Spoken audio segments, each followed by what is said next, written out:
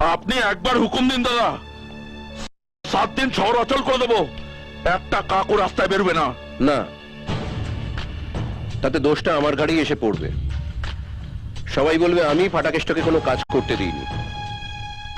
7টা তো দিন, সমস্যা গুনতে গুনতেই আঙুল ব্যথা হয়ে যাবে। মাগুর যে কাদায় পড়ে আছে সে কাদাতেই পড়ে ল্যাপটা লেপটি করবে। তাহলে আমরা কি এই 7 দিন চুপচাপ বসে থাকবো দাদা? কেষ্টযাত্রা দেখব।